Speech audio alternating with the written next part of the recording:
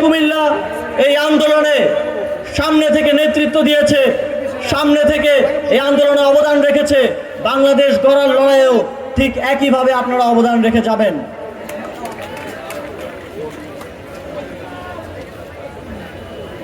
গত দীর্ঘ সময়ে যে সরকার ছিল তাদের সাথে জনগণের ম্যান্ডেট না থাকায় তারা ছিল একটি নতজানু সরকার। আমরা দেখেছি পৃথিবীর অন্যান্য দেশগুলোর সাথে যখন তারা কথা বলতো, তারা কিভাবে মাটির দিকে তাকিয়ে মাথা মস্তক নিচু করে ডিলিংস করে আসতো। আমরা স্পষ্টভাবে বলতে চাই, এদেশের জনগণ ঐক্যবদ্ধ হয়েছে।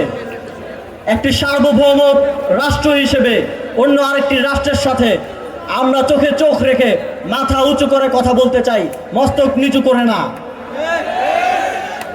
আমরা জাতীয় স্বার্থের জন্য কথা বলতে চাই, দলীয় স্বার্থের জন্য না। যারা সীমান্তে এখনো আগের নতজানু সরকারের কথা ভেবে হত্যা অব্যাহত রেখেছে, তাদেরকে আমরা স্পষ্টভাবে দেশের জনগণের পক্ষ থেকে একটি স্টেটমেন্ট দিতে চাই। এতদিন ভারত এদেশে শুধু একটি সরকার, একটি দলের সাথে কথা বলতো, সেটি হচ্ছে আওয়ামী লীগ। এখন আর সেই সুযোগ নেই। এখন কথা বলতে হবে দেশের জনগণের সাথে। জনগণ পররাষ্ট্রনীতির ক্ষেত্রে যে সিদ্ধান্ত নেবে সেটি এই সরকার বাস্তবায়ন করবে।